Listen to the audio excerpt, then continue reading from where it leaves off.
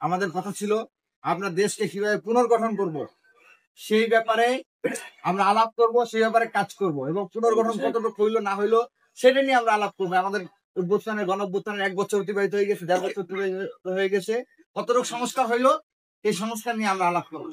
কিন্তু আমাদেরকে এখনো আলাপ করতে হইতেছে বিচার নিয়ে, এখন আলাপ করতে হইতেছে এই খুনি গণহত্যাকারী এই জঙ্গি সশস্ত্র সংগঠনগুলো নিয়ে।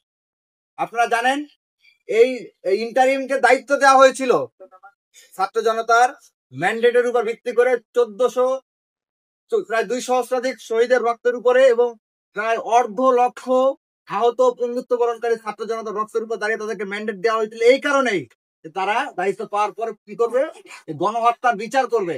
এই সশস্ত্র জঙ্গি লীগ সহ যারা তাদের সহযোগী কোলাবোরেটর রয়েছে তাদের প্রত্যেকের বিচার নিশ্চিত করবে। তারপরে যে সকল আইন শৃঙ্খলা রক্ষাকারী বাহিনীর সদস্যরা, পুলিশের সদস্যরা, র্যাবের সদস্যরা, বিজিবির সদস্যরা, সেনাবাহিনীর সদস্যরা, অফিসাররা, কর্মকর্তারা যারা যারা এই গণহত্যায় গুলি চালিয়েছে, হত্যা করেছে, গুম করেছে, আইনগরের সাথে জড়িত ছিল, গত 15-16 বছর ধরে ফেসিবাদ কায়েম করতে হাসিনাকে সহযোগিতা করেছে, তাদেরকে প্রত্যেককে বিচারের মুখোমুখি করবে। কিন্তু অত্যন্ত দুঃখজনক হলো সত্য, ইন্টারিম গভর্নমেন্ট দায়িত্ব নেওয়ার পর থেকে তারা বিপ্লবের ভাষা হারিয়ে, বিপ্লব থেকে চ্যুত হয়ে তারা সম্পূর্ণভাবে সুশীল আচরণের মাধ্যমে কার্যত তারা ফেসিবাদী লীগকেই সুবিধাভোগী করে তুলতে সহযোগিতা করে তুলছে। তাদের দরকার ছিল 5 আগস্টের পর দায়িত্ব পাওয়ার পর প্রথমেই পুলিশ লীগের বিচার করা, র্যাবের বিচার করা, সেনাবাহিনীর যে সকল অফিসাররা আছে তাদের বিচার করা।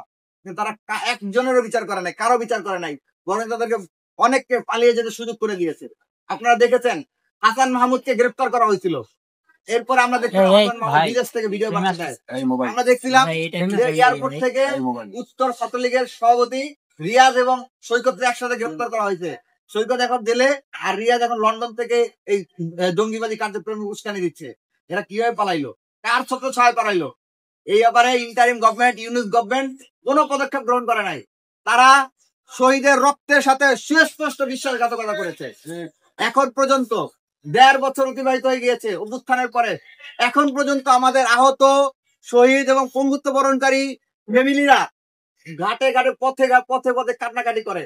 তাদের চিকিৎসাটা এখন পর্যন্ত নিশ্চিত করতে পারে নাই।